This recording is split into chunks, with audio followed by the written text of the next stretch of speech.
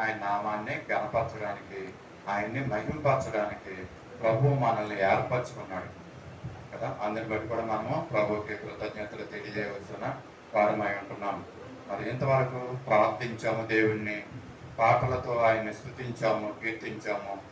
అలాగే ఉత్తర ప్రత్యుత్తరాలలో కూడా మరి మాటలు మనం విన్నాము, కొన్ని మాటలు బలపడ్డాము. ఆయన ప్రార్థనలో, యాచనలో మనం చేసాం, విజ్ఞాపన ప్రార్థనలో ఆయనకి చేసి ఉన్నాం. అనేకమైనటువంటి విషయాలతో ప్రభువును మనము స్తుతించాం.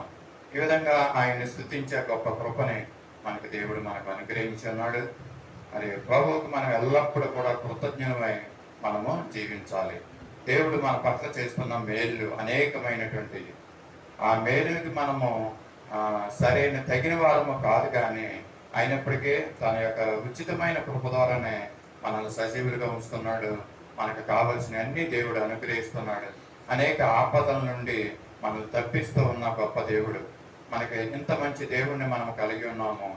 మరి ఈ లోకంలో అయితే అనేక మంది తమ యొక్క ఆత్మల్ని, తమ యొక్క జీవితాల్ని సరైన విధముగా జీవించుకోకుండా, సరైనటువంటి అవగాహన లేకపోకుండా వారు జీవిస్తూ, మరి కొంతమంది అయితే అర్ధాయుసులోనే తమ జీవితాన్ని ముగించుకుంటున్నారండి.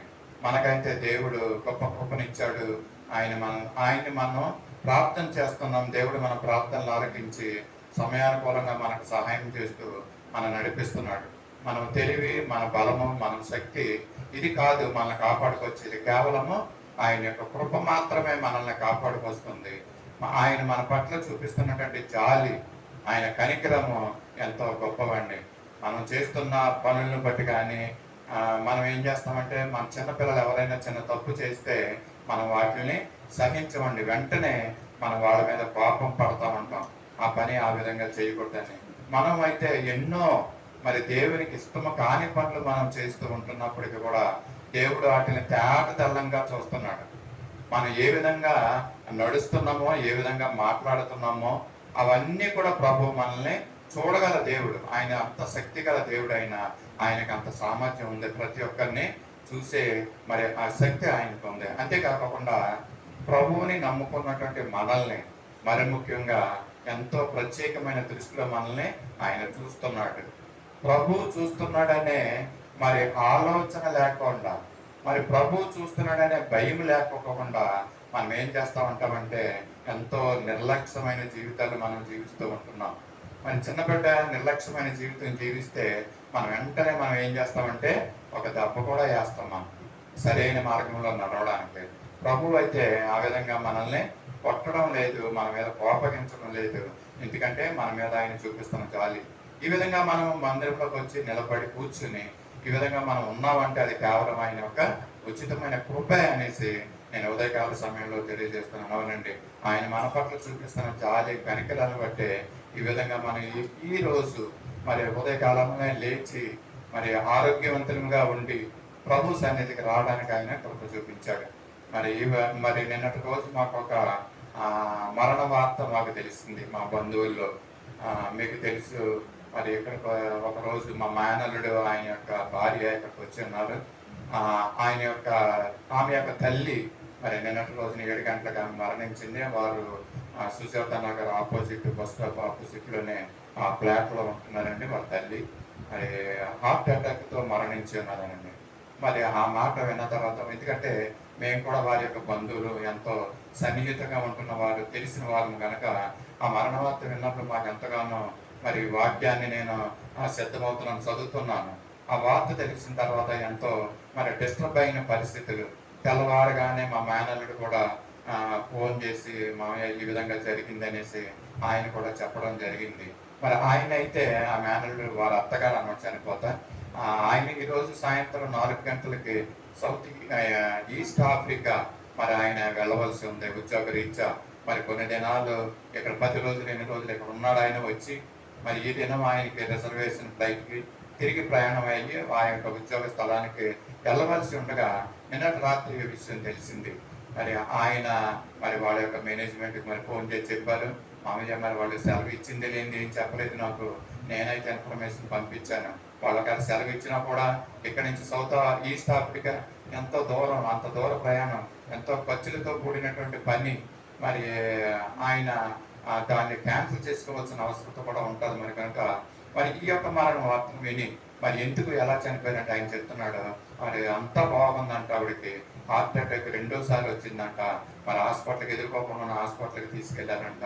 నడుస్తూ దగ్గరకు కదా అని హాస్పిటల్ నడుస్తూ వెళ్తున్న సమయంలో ఆమె కొలాప్స్ అయిపోవడం, మరి రక్త పరీక్ష సమయంలో అనుకుంటా కొలాప్స్ అయిపోయిందంట. మరి ఈ విధంగా ఆమె అయితే మన బంధువులు, మన ప్రియులు, మనకు తెలిసిన వారు ఈ విధంగా మరి మరణించాలని మనం తెలియగానే మనం ఎంతో చింతిస్తూ ఉంటాం. మరి ఒక రకంగా చెప్పాలంటే ప్రభు మనకు ఆయుష్ ఇచ్చి జీవంగా ఉంచి మరి ఈ విధంగా మనల్ని సజీవుల సంఖ్యలో ఉంచి మరి దేవుడు మనల్ని వాడుకుంటున్నాడంటే అది కేవలము దేవుని యొక్క కృప అని మరి నేను తెలియజేస్తూ ఉంటున్నాను. నిజమే కదండి. ఏ సమయంలో ఎవరికి మరి ఆ యొక్క పిలుపు వస్తుందో మనకు తెలియదు, ఏ సమయంలో మరణం సంభవిస్తుందో మనకు తెలియదు. కనుక మరి పదే విషయాలు నేను ఎందుకు చెప్తున్నానంటే మన ఆత్మీయ జీవితాల్ని సరిదిద్దుకోవాలండి, చక్కపరుచుకోవాలి మన ఆత్మీయ జీవితాన్ని. ప్రభు ఇదే చెప్తున్నాడు ఆత్మీయంగా. ఆత్మదేవుడు ఏం చెప్తున్నాడంటే నీ శరీరాన్ని గురించి కానీ నీ గురించి ఆయన చింతపడటం లేదు, కానీ నీ శరీరంలో ఉంచిన ఆ యొక్క ఆత్మ విషయమై ఆయన చింతపడుతూ ఉంటున్నాడు. ఆ ఆత్మ మరి నశించిపోయి నరకంలోకి వెళ్ళకూడదనేసి, చనిపోక ముందే మనం చేయవలసిన పని ఏంటంటే మనం ఆత్మలో రక్షించబడి ఆత్మలో బలపడి ఒకవేళ దేవుని పిలుపు వస్తే మనము ఈ సమయంలో మరి యొక్క ఆ నెమ్మది గల స్థలంలో మనము వెళ్ళగలిగి ఉండాలి. మన ఆత్మ నెమ్మది గల స్థలంలో విశ్రాంతి తీసుకోవాల్సిన అవసరత ఉంటుందండి. అవునండి, చాలా మంది ఏం చెప్తారంటే చనిపోయిన వెంటనే మరి మన ఆత్మ దాన్ని దయచేసి ఆయన దగ్గరికి ఆయన దగ్గరికి వెళ్ళిపోద్ది అంటారు. కానీ ప్రభు ఏం చెప్తున్నాడంటే మన ఆత్మ దేవుని దగ్గరికి వెళ్ళిపోదు అంటండి, ఒక నెమ్మది గల స్థలంలోకి వెళ్తుంది అంటండి. అక్కడి నుంచి దేవుడు, అది పరదేశాన్ని అవ్వచ్చు, ఇంకోటి అవ్వచ్చు, దేవుడు తన రాకడలో మృతుల పునరుత్థానమందు ఆయన రాకడలో వచ్చి ఆయన మరి వాళ్ళందరినీ మరి మహిమ శరీరాలు ఇచ్చి మరి తీసుకుని రావడం, తర్వాత దేవుని దగ్గరికి పరలోక రాజ్యాన్ని తీసుకెళ్ళడం జరుగుతుందంట. ఏది ఏమైనప్పటికీ అది మనం చనిపోయిన తర్వాత మన ఆత్మ, మన శరీరం ఇక్కడ విడిచిపెట్టబడుతుంది అండి, అది సమాధిలోకి వెళ్ళబడుతుంది శరీరం. అయితే మన ఆత్మ చనిపోయిన వెంటనే ఈ శరీరాన్ని విడిచిపెట్టి మన ఆత్మ దేవుడు ఇచ్చినటువంటి ఆ విశ్రాంతి స్థలంలోకి వెళ్తారు. అందుకని చాలా మంది చనిపోయిన తర్వాత ఏం పెడతారంటే, ఎవరైనా చనిపోయారని రిప్ అని పెడతా ఉంటారండి. రెస్ట్ ఇన్ పీస్ రిప్ అంటే అండి. మరి అంటే ఆ విశ్రాంతి స్థలంలోకి మన ఆత్మ వెళ్ళి ఉండాలన్నమాట. మరి ఆ డిస్టర్బ్ అయిన స్థలంలోకి మన ఆత్మ వెళ్ళకూడదు. ఎందుకంటే ఈ లోకంలో జీవించినంత కాలం చాలా మంది చెప్తాం కదండి, ఎన్నో శ్రమలు, బాధలు.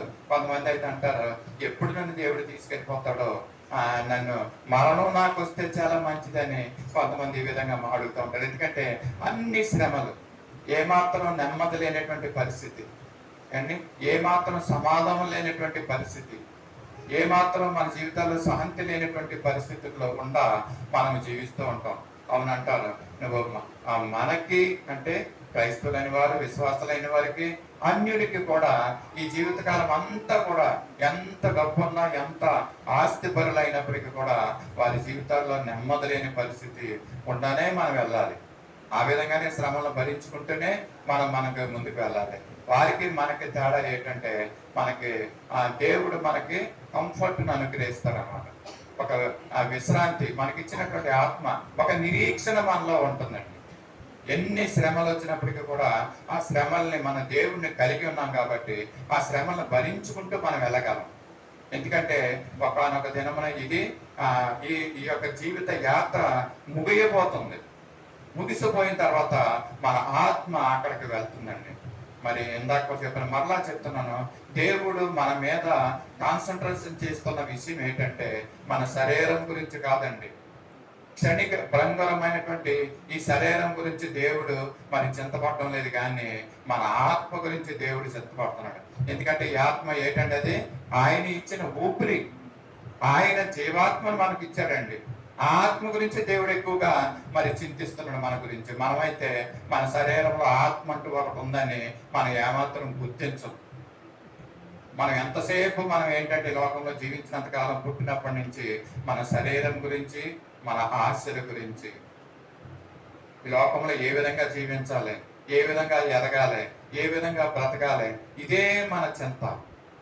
మీ చింత యావత్తును ఆయన మీద వేసి దేవుడు ఏం చెప్తున్నాడంటే మీలో ఉన్న ఆత్మ గురించి చింతించండి. మన ఆత్మ మనకి ఇచ్చింది ఎన్ని సంవత్సరాలు? 70 సంవత్సరాలు, 60 సంవత్సరాలు అని మనం తేలిగ్గా చెప్పేస్తూ ఉంటాం. కానీ అది ఎంతో భారమైనటువంటి ఈ జీవితం. ఈ 70 సంవత్సరాలు, 60 సంవత్సరాలు, లేదా 40 సంవత్సరాలు, ఎంతకాలం దేవుడు మనకి ఆయుష్ ఇస్తే అంతకాలం మనం జీవించుకుంటూ వెళ్తాం.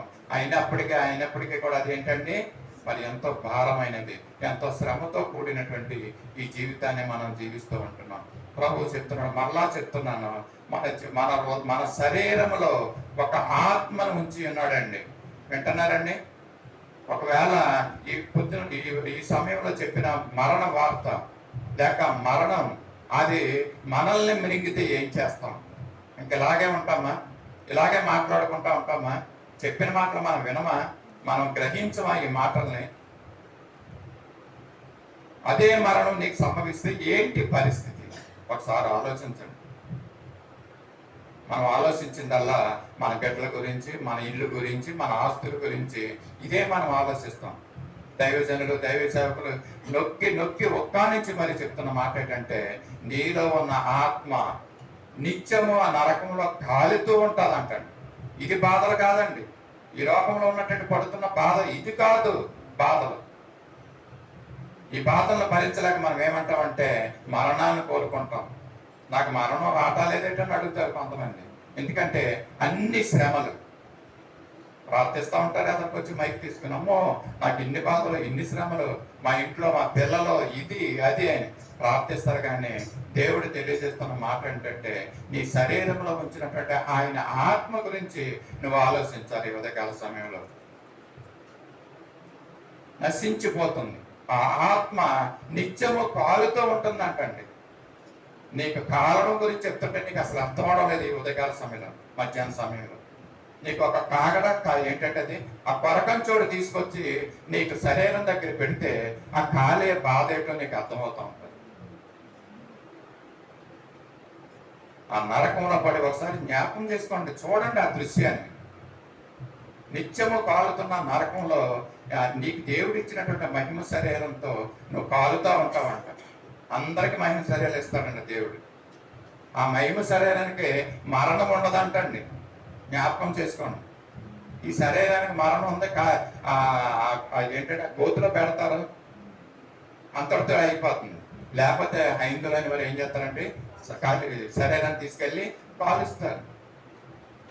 కానీ దేవుడు ఇచ్చినటువంటి మహిమ శరీరాన్ని మరి అది అగ్నిలో వేస్తే అది కాలదంటాడు. అంటే కాలుతో ఉంటారు కానీ దాని నొప్పి మీకు తెలుస్తుంది, కానీ దాని బాధ మీకు తెలుస్తుంది, కానీ అది అంతమైపోదంటండి. అది కాలుతూనే ఉంటుంది. ఎంతకాలం కాలుతుంది?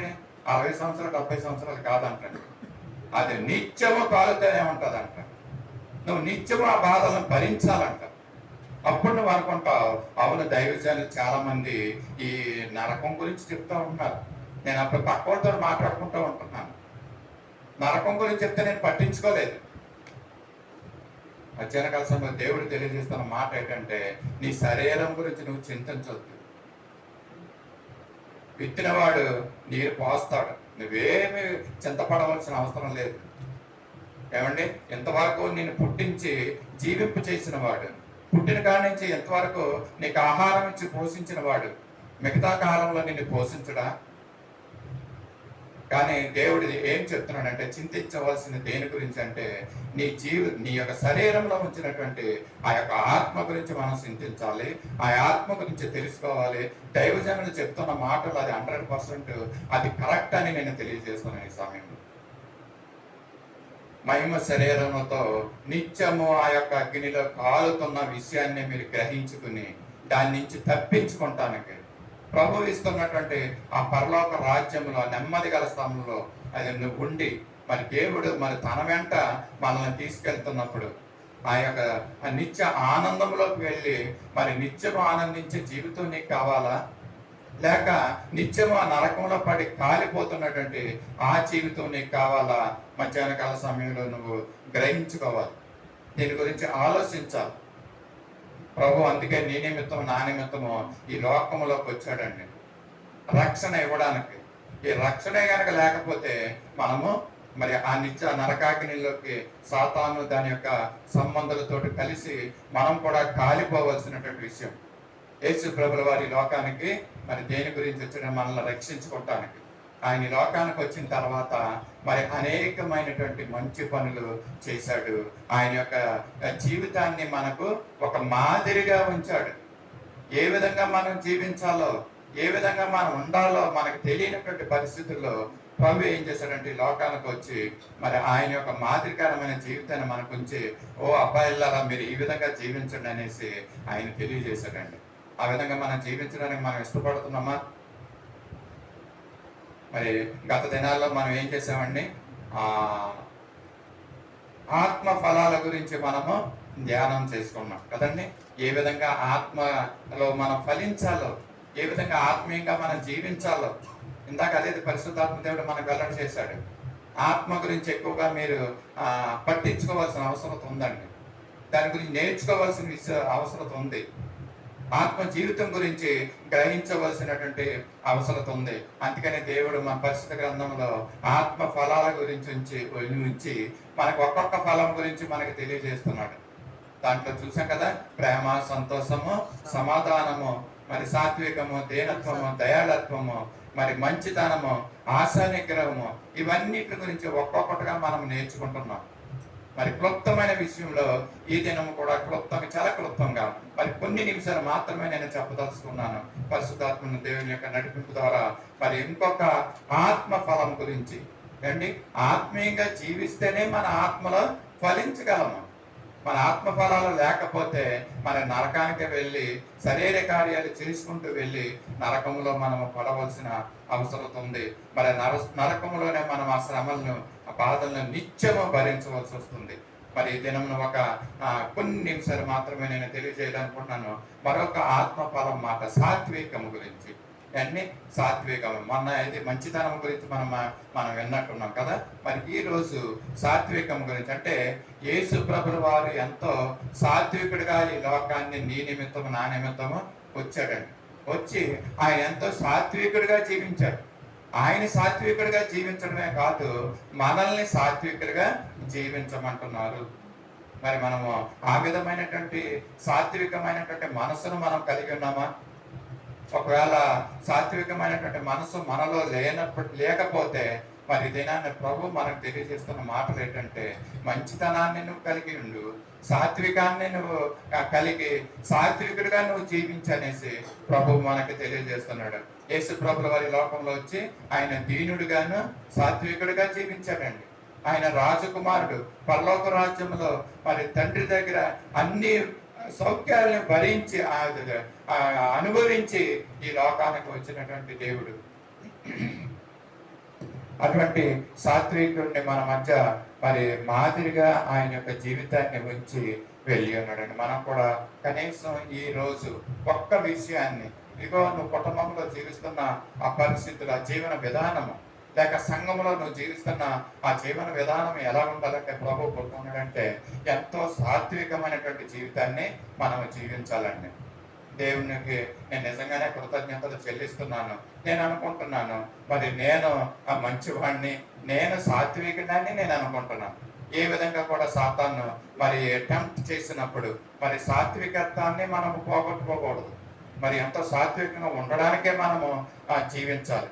ఆ యొక్క మంచి లక్షణాన్ని, ఆ యొక్క మంచి ఆత్మ ఫలాన్ని మనము అలవర్చుకుని ఆ విధంగా జీవించాలి. ఎట్టి పరిస్థితుల్లో కూడా మనం మన యొక్క జీవితంలో సాత్వికత్వాన్ని మనము పోగొట్టుకోకూడదు. అవసరమైతే అనేక మంది చేత నువ్వు ఇదిగో ఫలానా స్త్రీ, ఫలానా విశ్వాసి, ఇదిగో ఎంతో సాత్వికుడండి, ఎంతో దీన మనసు కలిగినటువంటి ఈ సహోదరి అండి అని అనేక మంది చేత మనము మంచి పేరుని సంపాదించుకోగల వ్యక్తులుగా మనం ఉండాలి. ప్రభు ఏం చూపిస్తున్నాడంటే మనకి సాత్వికుడిగా ఆయన ఉండి ఆయన మన మధ్య మాదిరి ఉంచి ఆయన వెళ్ళాడు కనుక మనం ఆ విధంగా సాత్వికులుగా ఉందాం. వాక్య భాగాలు 1-2 విషయాలు త్వరగా నేను చెప్పి నేను ముగించాలని ఆశపడుతున్నాను. మత్తయి సువార్త 11:29 ఏముంటుందంటే, నేను సాత్వికుడను, దీన మనసు కలవాడను గనుక మీ మీద నా కాడిని ఎత్తుకొని నా యొద్ద నేర్చుకొనుడి. ఈ రోజు మనము మందిరంలోకి ఎందుకు వచ్చామంటే కొన్ని విషయాలు నేర్చుకుంటున్నాం అండి. నేర్చుకోవాలనేటువంటి ఆసక్తితో ఎంతమంది వచ్చారో నాకు తెలియదు. అవును, మనము పుట్టిన మొదలుకొని చనిపోయే వరకు కూడా మనం ఏదో ఒక విషయాన్ని నేర్చుకుంటూనే ఉండాలండి. ఏదో ఒక కొత్త కొత్త విషయాలు, కొత్త కొన్ని మాటలు, మనకు అవసరమైన మాటలు, మన జీవితానికి ప్రయోజనకరమైన మాటలు పరిశుద్ధాత్మ దేవుడు మనతో మాట్లాడుతూ ఉంటాడు. ఆ మాటలు మనం ఏం చేయాలంటే వినాలి, వాటిని క్యాచ్ చేయాలి, వాటిని మన హృదయంలో చేర్చుకోవాలి, వాటిని గ్రహించుకుని ఆ విధంగా జీవించడానికి మన జీవితాన్ని మరి మలచుకోవాలనేసి ఉదయకాల సమయంలో తెలియజేస్తున్నాను. దేవుడు ఎలాంటి వాడు అంటండి, యేసు ప్రభుల వారు ఎలాంటాడంట, మత్తయి సువార్తలో ఏం చెప్తున్నాడు, ఆయనే చెప్తున్నాడు, నేను సాత్వికుడను, దేన మనసు కలవాడును. యేసు ప్రభు మనకి ఏం చెప్తున్నాడు, మనకి ఏ విధమైనటువంటి మాదిరిని ఎక్కడ ఉంచాడంటే ఆయన సాత్వికుడిగా జీవించి ఉన్నాడండి. మీరు కూడా సాత్వికంగా ఉండాలి, ఆ విధంగా జీవించాలని ఆ మాదిరిని మనకు ఉంచెళ్ళాడు. ఇదిగో నా దగ్గర ఉండి నా కాడిని ఎత్తుకుని నా దగ్గర ఉన్నటువంటి విషయాలు మీరు ఏం చేయాలి, నేర్చుకోమంటున్నాడండి. చాలా మంది ఏంటంటే నేర్చుకుంటానికి మనము ఇష్టపడం. చాలా మంది ఏం చేస్తారంటే మాట్లాడడానికి ఇష్టపడతా ఉంటాం ఎక్కువగా అండి, వినడానికి ఇష్టపడడం. మనం ఏంటో నేను చెప్పిందే వినమంటా ఉంటాం. చాలాసార్లు ఒక వ్యక్తితో మాట్లాడేటప్పుడు మాట్లాడే మాటలు ముందుగా ఏం చేయాలంటే మనము వినాలంటాం. ముందుగా ఆ మాటల్లో ఏం చెప్పారన్న దాన్ని చూసి విని నీ సమయం వచ్చినప్పుడు నువ్వు మాట్లాడాలంటాను. మరి ఈ రిటైల్ ఫీల్డ్లో ట్రైనింగ్ అవుతున్నప్పుడు యవనరాండ్కి ట్రైనింగ్ చేస్తున్నప్పుడు ఇదే మాట చెప్తారండి. మరి రిటైల్ ఫీల్డ్ ఏం చెప్తారంటే ముందు కస్టమర్ చెప్పిన మాటను నువ్వు విను, ముందు నువ్వు మాట్లాడొద్దు, నువ్వు తొందరపడొద్దు. ఏం మాట్లాడారో విను, నీకు అర్థమైంది ఆ మాట ఏం మాట్లాడారో. అర్థమైన తర్వాత వాళ్ళు ఏం అడిగారో దాన్ని నువ్వు చెయ్యాలి. ఇది మాట్లాడడానికి వినడానికి మరి తెలియజేస్తున్న మాటలు. ఏం చేయాలంటండి, ప్రభు దగ్గరికి వచ్చి కూర్చుని ఆయన దగ్గర మనం నేర్చుకోవాలంటండి. మనం చాలా మంది ఏమనుకుంటామంటే నాకు అన్నీ తెలుసు, నాకు బైబిల్ తెలుసు, అన్ని విషయాలు తెలుసు, ఇంకా నేర్చుకోవాల్సిన విషయం అక్కర్లేదు అనుకుంటారు కొంతమంది. ఎంత పెద్ద పెద్ద దైవజనులైనా మరి ఒక్క మాట చేత ప్రభు మాట్లాడితే ఆ మాటను వాళ్ళు పట్టుకున్నటువంటి సమయం ఉందండి. కనుక ప్రభు దగ్గరికి వచ్చి మనం ఏం చేయాలంట, నేర్చుకోవాలి. ఏం నేర్చుకోవాలండి, ఆయన సాత్వికత్వాన్ని మనం నేర్చుకోవాలి. ఆయన మాటలు వింటున్న మనము సాత్వికులుగా మనం తయారవ్వాలండి. దీనికి సాత్వికానికి ఆపోజిట్ వాడు ఏదైనా ఉందండి. సాత్వికానికి అరోగంట్, ఇంగ్లీష్లో చాలా మరి బిరుసుతనంగా కలిగి ఉంటారు. దాన్ని ఇంగ్లీష్లో అడ్వైట్ అంటూ ఉంటారు కొంతమందికి అండి. ఇటువంటి లక్షణాలు కలిగిన వారు కొంతమంది ఉంటారు. ఆ తలబిరుసుతనంతో, గర్వముతో మరి ఏమేమో మాట్లాడుతూ ఉంటారండి. దానికి ఆపోజిటే సాత్వికత్వం. ప్రభు మాట్లాడలేడండి. ఎందుకు ఆయన సాత్వికత్వాన్ని ధరించుకున్నాడు? ఈ లోకంలోకి వచ్చి మానవుడుగా వచ్చాడు, సాత్వికాన్ని ధరించుకుని మన మధ్య లేక శిష్యులకి ఈ మాటలు సాత్వికుడిగా ఉండమని తెలియజేస్తున్నాడు. ఆయన యొక్క నేర్చుకోమంటున్నాడు అండి. మనం ఇంకా నేర్చుకోవాలి చాలా చాలా విషయాలు. ఒకవేళ మన సంఘంలో అన్నీ నేర్చేసుకున్న వారు ఉంటే మరి అది ప్రభుకు మహిమాధ్యత.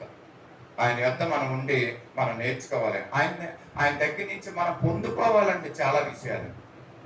ఇంకా మన జీవితంలో ఏంటి అవసరమో, నిజమే, నువ్వు చాలా పెద్ద ప్రార్థనా పరురాలు, చాలా పెద్ద విశ్వాసి నువ్వు, no matter whatever it may be, దేవుని దగ్గర మనం అడిగి పొందుకోవాలంట, ఆయన దగ్గర నేర్చుకోవాలంటండి. సాత్వికత్వాన్ని మనం నేర్చుకోవాలి, సాత్వికులుగా మనం జీవించాలి, క్రీస్తును పోలి మనం నడుచుకోవాలంటండి జీవించగలిగితే అని. ఆయన చేయమని ఏమని చెప్తున్నాడంటే శిష్యులు మరి ఆయన ఎంత సాత్వికుడు అంటే మరి ఒక ఎగ్జాంపుల్ చూపించాడు, ఒక మాదిరిని. ఏంటంటే ఆయన శిష్యుల పాదాలను కూడా కడిగాడండి. ఆయన ప్రభు అంట, ఆయన దేవుడు అంట. అయినప్పటికీ కూడా ఈ లోకానికి వచ్చి శిష్యుల పాదాలను కడిగి ఆయన మాదిరిగా ఉంచాడంటండి. పేతురు రాసిన మొదటి పత్రిక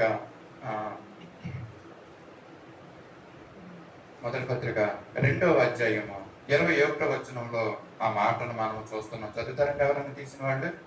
పేతురు రాసిన మొదటి పత్రిక 2వ అధ్యాయము 21వ వచనంలో ఏమంటుందంటే, క్రీస్తు కూడా మీ కొరకు బాధపడి మీరు తన అడుగుజాడల యందు నడుచుకున్నట్లు మీకు మాదిరి ఉంచిపోయాను. ఇందాక నుంచి ఇదే చెప్తున్నానండి.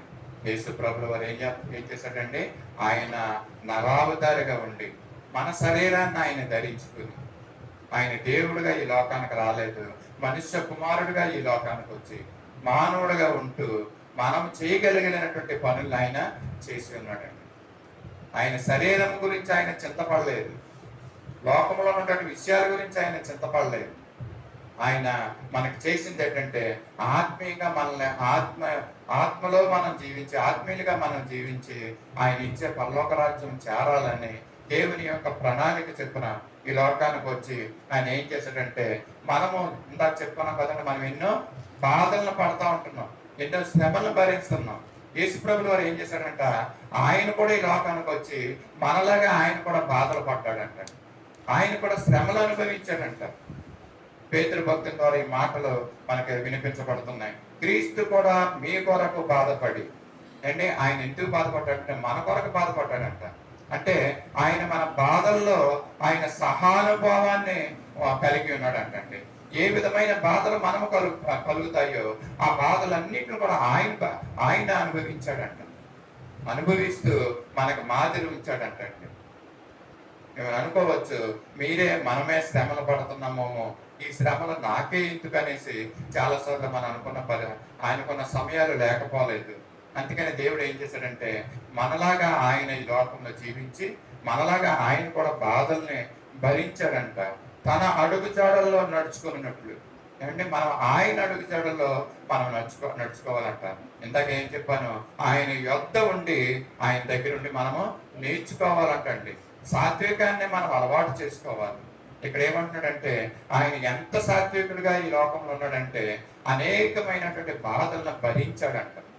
ఆ బాధల్లో ఆయన రియాక్ట్ అవ్వలేదండి, ఆయన తిరగబడలేదు, ఆయన ఎక్కడా కూడా అంటే ఆయన అడుగుజాడల్లో మనల్ని నడుచుకోమన్నట్లుగా మరి మాదిరి ఉంచిపోయాననేసి ఇక్కడ మనం మాట చూస్తున్నాం. అంటే మాదిరి ఉంచిన రీతిలో మనం కూడా జీవించాలని ప్రభు ఆశపడుతున్నాడు, ప్రభు కోరుకుంటున్నాడు. మరి ఆ విధంగా మనం జీవించడానికి మనం ఇష్టపడదామా, సిద్ధపడదామా, మన హృదయాన్ని ఆ విధంగా మడుచుకుందామా? ప్రభు చెప్తున్నాడు ఇక్కడ, తన అడుగుజాడల్లో నడుచుకున్నట్లు ఆయన మనకి మాదిరి ఉంచిపోయాడు. కానీ ఆ మాదిరికరమైన జీవితాల్లో మనల్ని కూడా జీవించమంటున్నాడు. సాత్వికత్వం గురించి మనం నేర్చుకుంటున్నాం. యేసు ప్రభులు అంతటి వారి సాత్వికుడు మరి ఈ లోకంలో, ఈ ప్రపంచంలో మరి ఎవ్వరూ ఉండరండి, అంత సాత్వికుడు. మనము వీలైతే కొంత సాత్వికత్వాన్నైనా మనము అలవర్చుకుందాము. మధ్యాహ్న కాల సమయంలో దేవుడు తెలియజేస్తున్న మాటలు, ఒకరుబోతుతనంగా మనం జీవించకూడదండి. లోకంలో ఎంత సాత్వికత్వంతో జీవిస్తే మనకు అంత మంచిది, అంత శ్రమలకు మనం దూరంగా ఉంటాం. క్లియర్గా చెప్పాలంటే జకరియా మరొక మాట చూద్దాం యేసు ప్రభుల వారి గురించి. జకరియా గ్రంథం 9వ అధ్యాయం 9వ వచనంలో ఏమంటాడంటే, నీ రాజు సాత్వికుడును నీతిపరుడునై ఉండి గాడిద మీద మరి ఆయన వస్తున్నాడంట. యేసయ్య సాత్వికుడిగా ఉండి నీతిపరుడుగా ఉంటున్నాడంట, గాడిద మీద ఆయన నడుస్తూ వెళ్తున్నాడంటగా మనకి జకరియా గ్రంథము 9వ అధ్యాయం 9వ వచనంలో చూస్తున్నాం. ఆయన నిజంగానే సాత్వికుడు. ఆయన ఎన్నుకున్న వాహనం కూడా ఎలాంటిదంటే అది ఎంతో మరి సాత్వికమైనటువంటి గాడిద, విలువలైనటువంటి గాడిదని మరి దేవుడు ఆయన చేతుల్లోకి తీసుకుని విలువైన దానిగా చేశాడు. మనము మట్టల ఆదివారం దినం ఈ గాడిద గురించి యేసు ప్రభుల వారు భారవాహనం మీద గాడిద పిల్ల మీద వెళ్తున్నట్లుగా మనం చూస్తాం. ఆ మట్టలన్నీ కూడా అక్కడ పరుస్తున్న సందర్భాన్ని మనం జ్ఞాపకం చేసుకుంటాం. ఎందుకంటే ఆ గాడిద మరి ఏం చూపిస్తుందంటే ఎంతో దీనత్వాన్ని చూపిస్తుందండి. ఆయన సాత్వికత్వాన్ని మనకి చూపిస్తుందండి. యేసు ప్రభుల వారు ఎంత సాత్వికుడు, సాత్విక గురించి మనం జ్ఞాపకం చేసుకుంటున్నాం. మరొక వ్యక్తిని చూద్దాం పరిశుద్ధ గ్రంథంలో నుంచి. మరి నా ఇల్లంతటిలో మరి మిక్కిలి సాత్వికుడైనటువంటి వ్యక్తి మోసేని గురించి మనకు తెలుసండి. మోసే సంఖ్యాకాండం 12వ అధ్యాయం 3వ వచనంలో మరి భూమి మీద ఉన్నటువంటి భక్తులు అందరిలో మరి మోసే భూమి మీద ఉన్న వారు అందరిలో మిక్కిలి సాత్వికుడని మరి దేవుడే తెలియజేస్తున్న మాటలు. అవునండి, మరి ఆయన పుట్టినప్పటి నుంచి మరి కొన్ని దినాలైతే ఎంతో ఆ యొక్క రాణి గృహంలో మరో కుమార్తె యొక్క కుమారుడిగా మరి ఎన్నో వైభవములు, ఎన్నో మరి సంతోషము, సుఖము ఆయన అక్కడ అనుభవించి ఉన్నాడండి. ఆయన్ని ఒక్కసారి అక్కడి నుంచి మరి ఏమయ్యాడంటే మరి దేవుని విషయమై మరి మరి ప్రజల గురించి నింద సహించటం మంచిదనేసి అల్పకాల పాప భోగములు అనుభవించుట కంటే అన్న మాట మనం చూస్తూ ఉంటాం. ఏంటది? మోసే జీవితంలో ఆ రాణి యొక్క గృహములో అల్పకాలము అవన్నీ పాప భోగాలు అంటండి. మోసే గ్రహించుకున్నాడు, మోసే తెలుసుకున్నాడండి. ఇదంతా అల్పకాలము, ఈ పాప భోగాలను భరించుకుంటాం కాదు, కానీ నా ప్రజలు తన ప్రజలతో ఉండి నిందను సహించటం మంచిదని ఆయన ఏం చేశాడంటే ఆ పాప భోగాన్ని మరి ఆయన అనుభవించలేదు. ఆయన అంగీకరించకుండా దేవుని ప్రజలతో ఉండడానికి, దేవుని ప్రజలతో శ్రమ అనుభవించడానికి ఆయన కోరుకుని ఆయన అక్కడికి వచ్చాడండి. అందుకని ఆయన ఏమంటే భూమి మీద ఉన్న అందరిలో మిక్కిలి సాత్వికుడని దేవుడు తెలియజేస్తున్నాడు.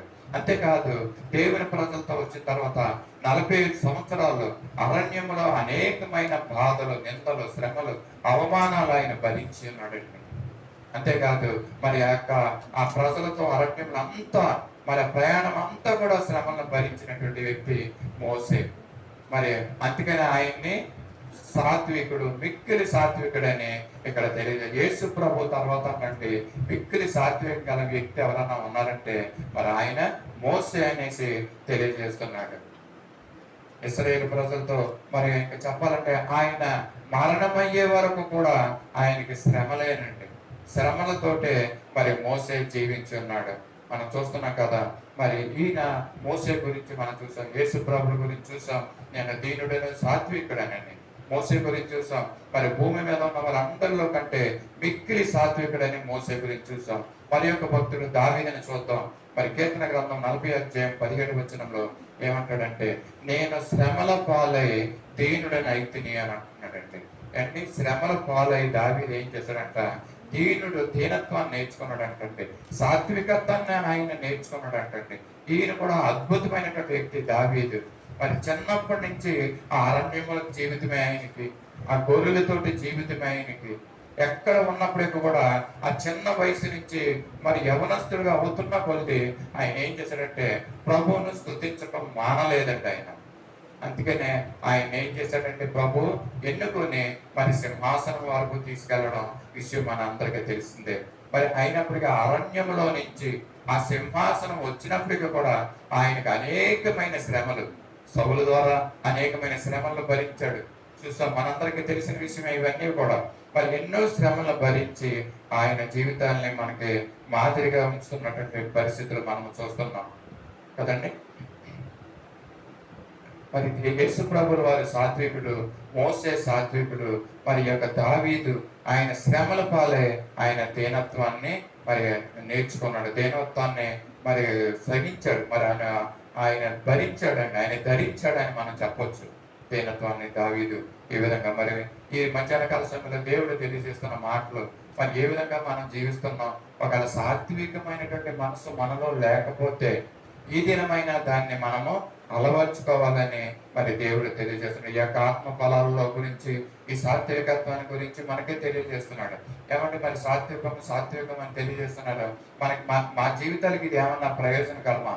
ఒకవేళ సాత్వికాన్ని నేను అనుభవించి భరించుకుని వేసుకుని మరి సాత్వికుడుగా నేను లోకంలో జీవిస్తే నా జీవితంలో ఏమన్నా ప్రయోజనం ఉందని అనేసి అనంటే కొన్ని మేలులు, 1-2 మేలులు చెప్పి మరి ముగింపులోకి మనకి వెళ్దాం. ఇది నిజంగానే సాత్వికాన్ని మనం భరించుకుంటే నిజంగానే మన జీవితాలకు అది ఆశీర్వాదం అంటండి. ఇది మనకి మేలుకరం అంట సాత్వికం. అందుకనే దేవుడు మనకి సాత్వికులుగా ఉండమని దేవుడు తెలియజేస్తున్నాడు. మరి ఏ విధమైన మేలులు? 1-2 విషయాలు మనం చూసి ముగింపులోకి వెళ్దాం. మత్తయి సువార్త మనకు తెలిసిన వాక్యము 5:5 ఏమంటాడంటే, సాత్వికులు ధన్యులు, వారు భూలోకమున స్వతంత్రించుకుంటారు అండి. ఇది మనకు మేలు. మనం ఏం చేస్తాం? పుట్టిన కాడి నుంచి మరి చక్కగా సంపాదన విషయంలో మనకి ఒక గ్రహింపు వచ్చేస్తుందండి.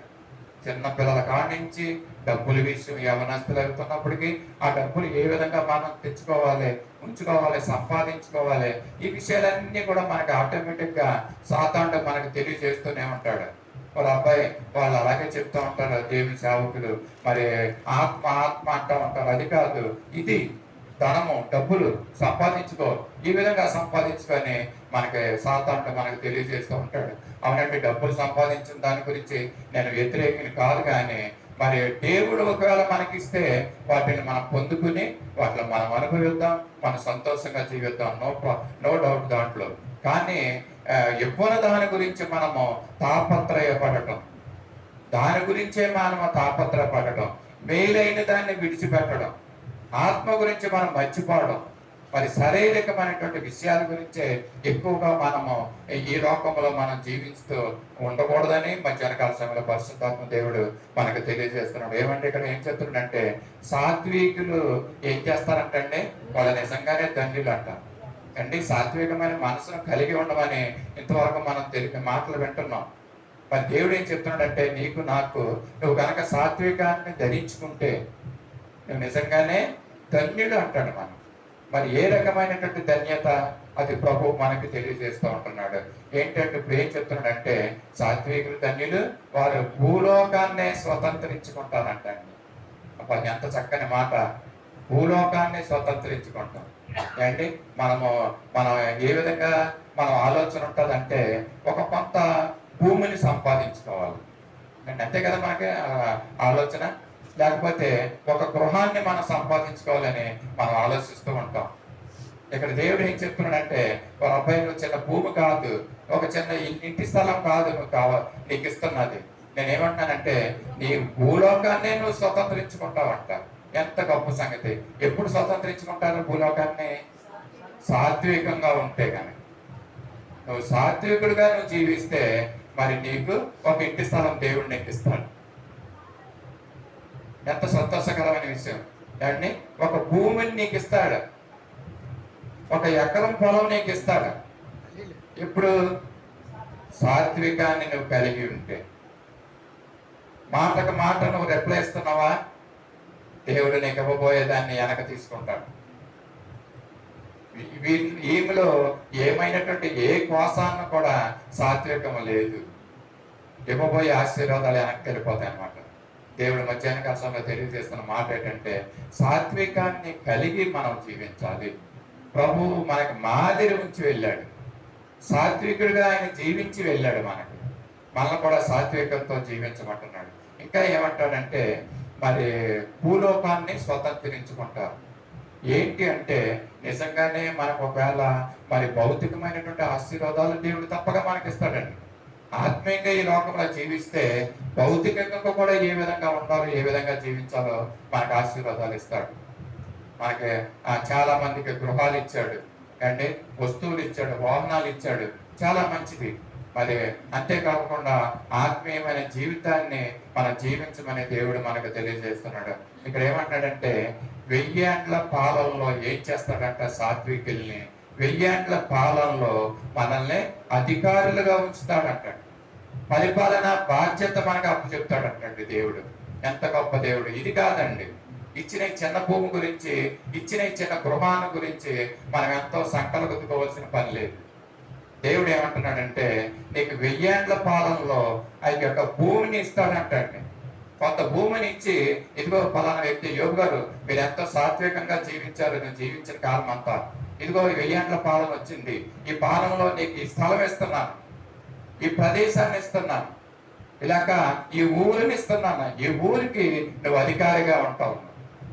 ఎంత మంచి గొప్ప సంగతి అండి. ఈ ఊరిని అధికారిగా నువ్వు పరిపాలించాలి. ఇది భూలోకాన్ని స్వతంత్రించుకుంటాం అంటే. ఒక రాష్ట్రాన్ని ఇస్తాడంట. నువ్వు జీవించిన జీవితకాలం అంతా కూడా నువ్వు సాత్వికమైనటువంటి జీవితాన్ని నువ్వు జీవిస్తే దేవుడు ఏమిస్తాడని నీకు ఒక రాష్ట్రాన్ని ఇచ్చి, ఇదిగో ఈ యొక్క ప్రదేశం అంతా కూడా నువ్వు పరిపాలించు. దైవజనులు చెప్తున్నారు, ఆ 1000 ఏండ్ల పాలనలోనంట అధికారం అంతా ఎవరికి ఇస్తారంటే, మరి ఆ సాత్వికులైన వారికి ఆ పరిపాలన ఇస్తారంటే. సాత్వికమైనటువంటి మనస్సు కలిగిన వారికి మరి ఆ పరిపాలన అప్పచెప్తాడంట దేవుడు. ఎంత గొప్ప ధన్యత చూసామండి. ఈ లోకంలో మన ఇగోస్ అన్ని పక్కన పెట్టి మన సాత్వికంగా జీవించగలిగితే ప్రభువు ఇచ్చే అంత గొప్ప ధన్యత, కృప, ఎంత భాగ్యం అది మనకి. మన జీవితం ఎంతసేపు మన ఆత్మీయంగా మన దృష్టి, మన ఆలోచన మరి దేవుడిచ్చే ఆత్మీయమైనటువంటి ఆ ఫలాల గురించే మనం ఆలోచిస్తూ ఉండాలంటండి. ఇది నిజంగానే మరి నేను అనుకోకుండానే ఈ విషయాన్ని మనం ప్రారంభించాం. నిజంగానే ఇది ఆత్మ ఫలాల గురించి మనము ధ్యానించడం నిజంగా ప్రభు ఇచ్చిన గొప్ప ధన్యత ఇది. మరి ఇటువంటి భూలోకాన్ని స్వతంత్రించుకునే భాగ్యాన్ని సాత్వికులకి దేవుడిస్తాడంటాడు. మరొక మాట చెప్పి ముగిస్తాను. సామెతల గ్రంథం 14:30 సాత్వికమైనటువంటి వారికి, అంటే మన మాటలు ఏ విధంగా ఉండాలి, దేవుడు ఏం చేస్తున్నాడు, ఏమి ఇవ్వబోతున్నాడు, ఏమి మేలు, ఏమి ఆశీర్వాదం మనకి ఇవ్వబోతున్నాడు అంటే సామెతల గ్రంథం సాత్వికమైన మనసు శరీరానికి జీవం అనిస్తుంది అంటండి. అంటే మన శరీరము మరి ఎంతో ఉత్తేజంగా జీవింపబడాలంటే, అంటే మన శరీరంతో మనం ఏదో ఈడ్చుకెళ్తున్నట్టుగా ఉంటుంది మన ఆ జీవితం. అంటే కొంతమంది జీవితాలు ఎలా ఉంటాయంటే, నా జీవితాన్ని ఏదో ఈడ్చుకెళ్తున్నట్టుగా ఉంటుందండి. ఎంతో భారభరితంగా ఉంటుంది, అది ఉత్తేజంగా ఉండదు. మరి దేవుడు చెప్తున్నాడు, మరి సాత్వికంగా నువ్వు ఉంటే ఇంకా ఏముండాలండి, మన నాలుక సాత్వికంగా ఉండాలంటే. అంటే మన సాత్వికంగా ఉండాలంటే చేతులు కట్టుకుని ముడుచుకుని వంగిపోయి ఇలా ఉండవలసిన పని లేదండి. ప్రాముఖ్యమైనటువంటి విషయము ఏంటంటే మనం మాట్లాడే మాటలు. సాత్వికమైన నాలుక అంటే అదే. మన మాటలు ఎలా ఉండాలంటే ఎంతో దయగలిగిన వారుగా చూపే విధంగా మన మాటలు ఉండాలండి. సాత్వికమైన మాట మన శరీరానికి జీవాన్ని ఇస్తుందంటే. సాత్వికమైనటువంటి మనస్సు శరీరానికి జీవం అంటండి. ఆ విధమైనటువంటి మనస్సు మనం కలిగి ఉండాలండి. ఏమంటే మనకి సాత్వికమైన మనస్సు ఉంటే సాత్వికమైన మాటలు మన నోట్లో నుంచి వస్తాయనేసి ఉదయకాల సమయంలో దేవుడు మనకి తెలియజేస్తున్నాడు.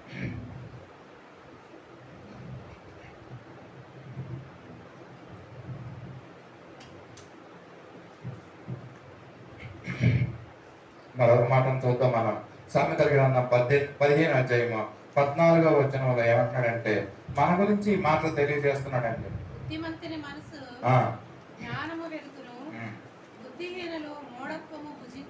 సామెతలు 15:14 మృదువైన మాట క్రోధాన్ని చల్లారుస్తుందంటండి.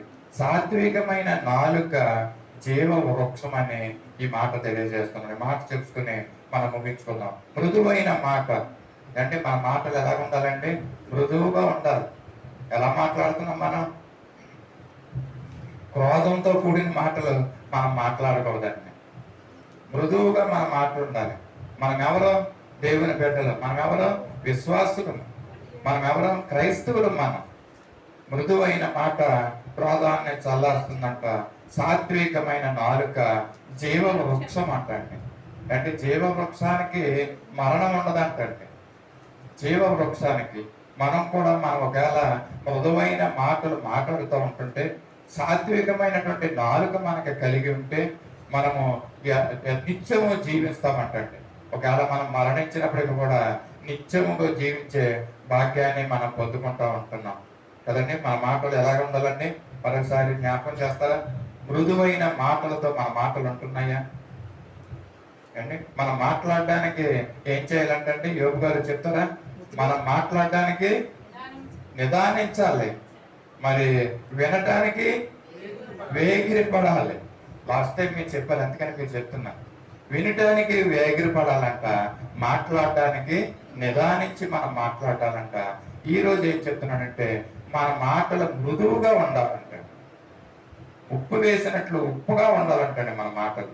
ఇక ఒకవేళ మృదువైన మాటలు లేకపోతే మనము ఆశీర్వాదాలు పోగొట్టుకుంటాం, మన నష్టాలు మనం తెచ్చుకుంటాం.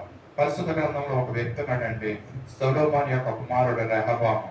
మరి అక్క ఇశ్రాయేలు పెద్దలు సొలొమోను దగ్గరికి వెళ్ళినప్పుడు మీరు చూడాలంటే రాజులు మొదటి గ్రంథం 12 అధ్యాయము 7వ వచనంలో ఏమంటారంటే ఇశ్రాయేలు పెద్దలు ఆ యొక్క రెహబాము దగ్గరికి వచ్చి ఏమని తెలియజేస్తా ఉంటారంటే నీ తండ్రి ఎంతగానో మరి ఎంత ఆస్తిని సమకూర్చాడు, ఎంతో జ్ఞానాన్ని సంపాదించుకున్నాడు, మరి ఎంతో మంచి పేరుని సంపాదించుకున్నాడు, మరి ఆఖరుగా 1-2 చెడ్డ పనులు చేసినప్పుడు కూడా. అయితే నీ దగ్గరికి వచ్చి మేము పెద్దలుగా ఏం చెప్తున్నామంటే మీరు ఈ యొక్క ప్రజలందరినీ కూడా నువ్వు మృదువైన మాటలు మాట్లాడి వారితో నువ్వు ఒక దాసుడుగా ఉండగలిగితే, ఆ మాటలు మీరు చదవండి ఉంటున్నాయి దాంట్లో, ఒక దాసుడుగా ఉండాలంటే ఒక రాజు దాసుడు ఉండాలంటే ఆయన కాళ్ళ దగ్గర ఉన్నామని కాదు, కానీ అంతగా ప్రజలను ప్రేమించి ఆ ప్రజలతో మృదువుగా నువ్వు మాట్లాడి వాళ్ళు ప్రేమించగలిగితే వాళ్ళందరూ కూడా నీకు దాసుడుగా ఉంటారు అని పెద్దలు చెప్తే ఈ రెహబాము ఏం చేశాడంటే సలహా, ఈ 2 వర్గాలు ఉన్నాయంటే రెహబాము దగ్గర. ఒకటి పెద్దలైన వారు, రెండవది యవనస్తులైన వారు. పెద్దలు చెప్పిన మాట మరి వినకోకుండా ఆయన ఏం చేశాడంటే యవనస్తుని పిలిచి యవనస్తుని సలహా అడిగాడంటే ఆయన యవనస్తులు ఇచ్చిన సలహా ప్రకారంగా మరి ఈ రెహబాము చేయడం వల్ల ఆయన యొక్క జీవితంలో ఎంతగా నష్టపోయాడంటే మరి ఆయన యొక్క జీవితం అంతా మరి సాత్వికంతో లేని కారణంగా, మృదుత్వంతో మాట్లాడిన కారణంగా ఆ యొక్క ఇశ్రాయేలు యొక్క మరి యొక్క జనాంగం అంతా కూడా చెదిరిపోయినటువంటి పరిస్థితి, ఆయన జీవితంలో కూడా నష్టపోయినటువంటి పరిస్థితి ఎంతగానో మనం చూడగలుగుతున్నాం. అంతేకాకుండా ఇశ్రాయేలు యొక్క ప్రజలు అంతవరకు ఒకే ఇశ్రాయేలుగా ఉంటున్న వారు ఏమయ్యారంటే 2గా చీలిపోయారండి. ఇశ్రాయేల్ ప్రజలు ఏ విధంగా చీలిపోయారంటే యోధా జనాంగంగా ఒక వర్గము, ఇశ్రాయేల్ జనాంగంగా ఒక వర్గము. మరి రెహబాము గారి యొక్క రాజరికంలోనే ఇది జరిగిన విషయం. ఎందుకంటే మరి ఆయన అక్కడ ఉన్నటువంటి ఇశ్రాయేల్ ప్రజలతో మృదువుగా మాట్లాడలేదండి. ఆయన జీవితంలో సాత్వికము లేదు, దానివల్ల ఆయన నష్టపోయాడు, ఇశ్రాయేల్ ప్రజల్ని నష్టపోయినట్టుగా చూస్తున్నాం. అప్పుడు ఆ ఇశ్రాయేల్ ప్రజలందరూ ఏం చేశారంటే ఆయన యొక్క రాజరికం గురించి విసిగిపోయి ఆయన తరిమి కొట్టినట్టుగా కూడా మరి చరిత్ర చెప్తా ఉంటుందండి. ఈ విధంగా రెహబాము జీవితం మృదుత్వం లేని కారణంగా, సాత్వికం లేని కారణంగా ఆయన నష్టపోయాడు, ఆయన కుటుంబం నష్టపోయింది, ఇశ్రాయేలు ప్రజలందరూ కూడా నష్టపోయే పరిస్థితిని ఆయన తీసుకొచ్చి ఉన్నాడండి. మధ్యాహ్న కాల సమయంలో దేవుడు మనకు తెలియజేస్తున్నది, మన జీవితాలు నష్టపోకపోకుండా అంటే మన కుటుంబాలు నష్టపోకోకుండా మనం ఏ విధమైనటువంటి జీవితం జీవించాలంటే విశ్వాసులుగా మనం ఉంటున్నాం, చెప్పుకుంటున్నాం, మంచిదే. సాత్వికాన్ని ఏ విధంగా కొంచెమైనా మనలో ఉందా? ఒకవేళ లేకపోతే ప్రభు దగ్గర మనం అడిగి సాత్వికాన్ని మనం పొందుకుని ఆ విధంగా జీవించాలి. అందుకనే పరిశుద్ధ గ్రంథంలో ఈ యొక్క ఆత్మ ఫలాల్లో ఒక ఫలంగా సాత్వికాన్ని పొందుపరిచి ఎందుకు ఇచ్చాడంటే దాన్ని మనం నేర్చుకోవాలని. యేసు ప్రభుల వారి లోకానికి వచ్చి మరి దాన్ని సాత్వికుడిగా ఉంటూ దాని మాదిరి మనకు ఉంచిపోయాడు కనుక ఆ మాదిరికరమైన జీవితాన్ని మనం జీవిద్దాం. ప్రభు మరి అట్టి కృప మనకందరికీ అనుగ్రహించను కదా. ప్రార్థించుకుందాం, కళ్ళు మూసుకుందాం. మహాపరిశుద్ధులైన సర్వశక్తి కృపానికి కరుణా సంపన్న కృపణ మా దేవ, నీ పరిశుద్ధ పాదాలకు వందనాలు స్తోత్రాలు చెల్లించుకుంటున్నామయ్యా. ఈ మధ్యాహ్న కాల సమయంలో తండ్రి సాత్వికం అనే మంచి ఆత్మ ఫలాల గురించి మాకు తెలియజేశారు మా ప్రభా. ఆత్మలో మేము ఫలించట్లోను సాత్వికం కలిగి జీవించట్లో నీ కృపను మాకు అనుగ్రహించి సాత్వికులుగా మమ్మల్ని జీవింప చేయమని కూడా అడుగుతూ ఇప్పుడు నేను మా కొరకై తిరిగి రానున్న నజరేయుడైన యేసయ్య పరిశుద్ధ నామములో అడిగి వేడుకొంటున్నాం తండ్రి, ఆమేన్. అందరూ లేచి నిలబడదాం. అల్లాహ్ ప్రార్థన ఆశీర్వాదంతో మనం సెలవు తీసుకుంటాం.